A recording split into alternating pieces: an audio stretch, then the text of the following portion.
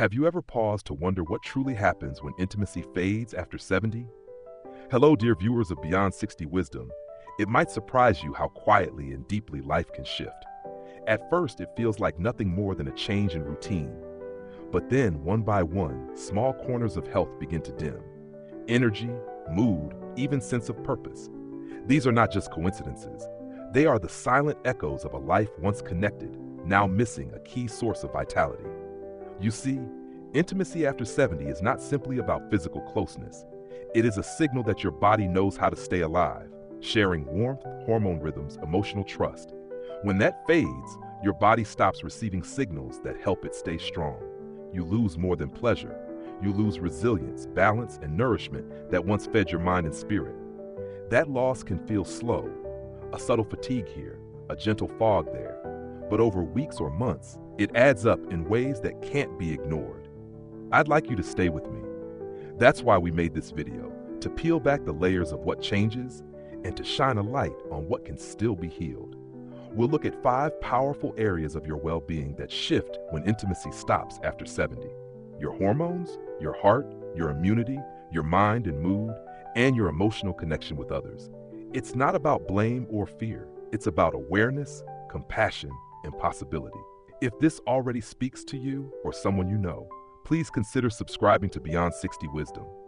We are building a community where age doesn't limit meaning, where every chapter holds potential, and where your voice and story matter. Help us continue creating messages that inspire, inform, and comfort. Now I invite you to take a moment. Think about what you value most in living well beyond 70, and tell us, which do you believe matters most as we age? A. Maintaining physical strength and energy. B. Staying emotionally connected and mentally clear. Comment A or B to let us know, and if you'd like, share why. Your thoughts help us learn, grow, and support one another. When we think about staying strong and independent after 70, we often talk about walking more, eating better, or taking our medications. But there's something we often overlook, a hidden helper for the heart that many stop talking about after a certain age: intimacy. And I'm not just talking about romance. I'm talking about connection, closeness, even touch. You might be surprised to learn how important this is for your heart, not just emotionally, but physically too. Sexual activity, even in gentle or simple forms, acts like a mini workout for your heart. It gets your blood flowing, lifts your pulse, and makes your body release feel-good chemicals that lower stress. That's not just good for your mood, it's good for your arteries, your blood pressure, and your entire circulation. Think of it like this: a warm hug from the inside. And over time, these small, quiet benefits help keep your heart young, flexible, and strong. But when intimacy stops completely, something else begins. The body starts to slow down in a different way. Without those little bursts of heart activity, blood flow becomes more sluggish, pressure may rise, and your heart gets less of the natural stimulation it needs. This doesn't always show up right away, but it might start as getting tired faster or feeling winded after light chores. Some notice their blood pressure creeping up, even when they eat well and stay active. Others feel a growing sense of isolation, which also takes a toll on heart health. Take Harold, for example. He's 78, widowed, and had always been active in his yard and community. But after his wife passed, he slowly withdrew. He told his doctor he felt tired all the time and noticed his blood pressure rising. After some gentle conversations and encouragement, Harold joined a walking group, started dancing at local events, and formed a new companionship. His doctor was surprised, his numbers improved, and more importantly, Harold felt like himself again. The truth is, intimacy doesn't have to mean what it once did. It can be holding hands, a good laugh with someone close, or even quiet moments of shared presence. These forms of closeness still create those heart-healthy boosts. They lower stress hormones, improve sleep, and keep our emotional hearts open, which in turn keeps the physical heart beating strong.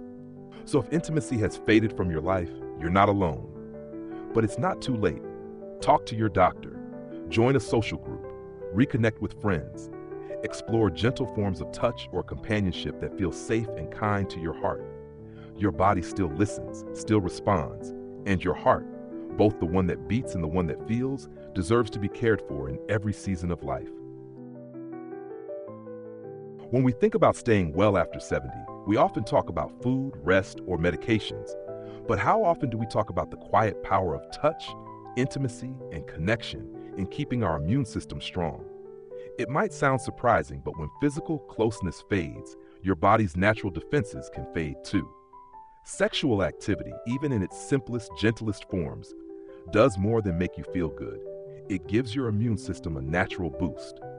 Think of it this way. During moments of closeness, whether it's a kiss, a hug, or even holding hands, your body produces chemicals that help calm stress, ease tension, and support healing.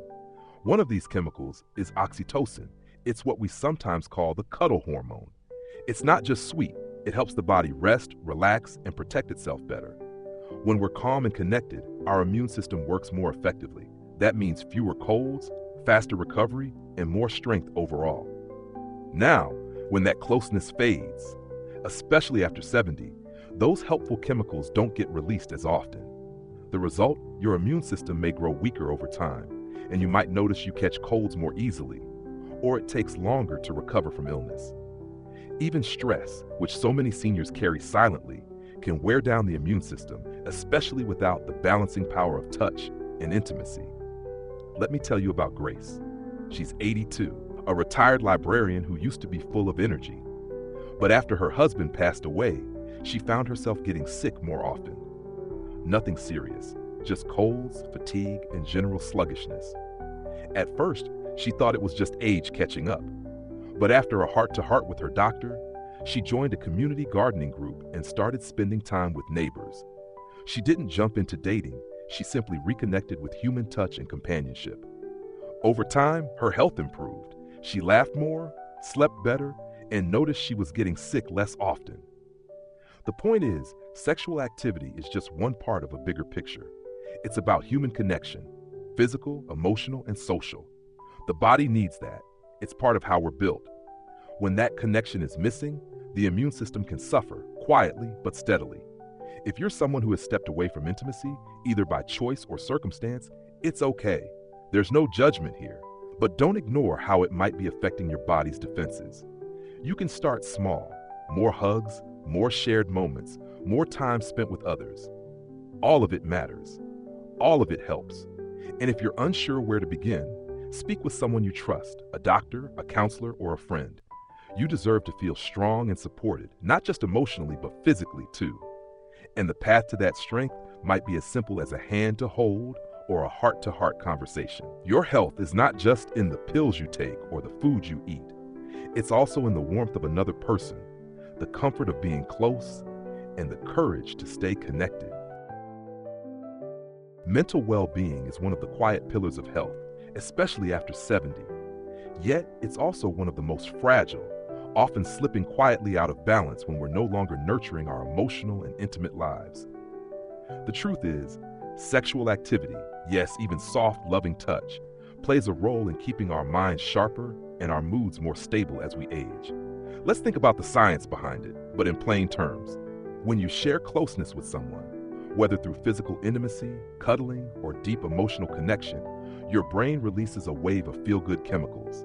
These include dopamine, which brings pleasure, serotonin, which lifts mood, and oxytocin, the bonding hormone. These chemicals do more than just make us feel warm and fuzzy. They literally help your brain function better. They reduce anxiety, support memory, and help you focus. Without them, your mind can feel foggier, your mood lower, and your spirit more tired. After 70, it's common for sexual activity to change. But when it stops altogether, many older adults begin noticing changes that they can't quite explain. More forgetfulness, less motivation, or a growing feeling of disconnection. It's not just age. It's also the loss of those natural emotional and mental supports that intimacy quietly provides. Take Harold, for example. He's 78 and lives alone after his wife passed. Over time, he found himself avoiding social events, losing interest in reading, his favorite hobby, and even forgetting appointments. His daughter noticed the changes and encouraged him to reconnect with people. Harold joined a senior poetry group. At first, he was unsure, but sharing feelings through words slowly opened him up. Through connection, no pressure, no expectation, Harold regained some of his mental spark. He smiled more. He remembered more. He felt alive again. It's not just about sex. It's about what sex represents: connection, presence, mutual care. When we stop engaging in those deeply human experiences, our minds start to drift. Loneliness and isolation are not just emotional burdens, they affect how the brain works.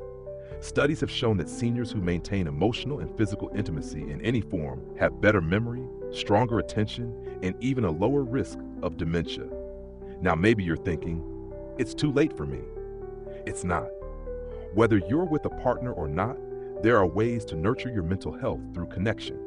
Shared meals, gentle touch, slow dances in the living room, meaningful talks, they all count. Your brain responds to love, care, and attention just like your body does. Don't shut that door. Keep it open. So, if you're feeling a little more forgetful lately, or your mood isn't what it used to be, consider this. Are you still feeling connected? Are you allowing space for emotional and physical closeness? Your mind is asking for those moments of warmth, not just to feel better, but to function better. Let's not think of intimacy as something that ends with youth. It evolves.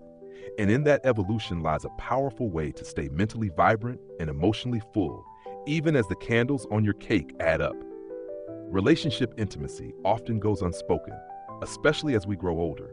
But even after 70, that quiet space of closeness, the one shared through tender touch, soft words, and unspoken understanding, remains one of the most powerful sources of emotional well-being. When sexual intimacy fades, the emotional bond between partners can quietly begin to fray, not from lack of love, but from a lack of those daily affirmations that say, I still choose you. You see, intimacy isn't just about physical connection.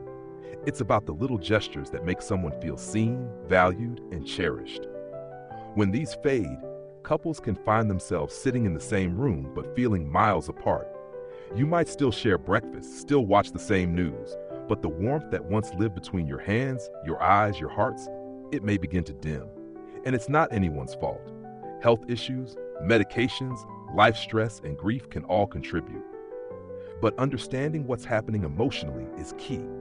When we no longer hold each other or even talk openly, we risk slipping into emotional loneliness, a space far more painful than physical solitude.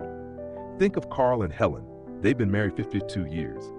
After Carl's heart surgery, he pulled away, afraid intimacy would be dangerous. Helen didn't want to push him, so she stayed quiet. Months passed and silence grew. Helen began to feel invisible, and Carl, though surrounded by care, felt deeply alone.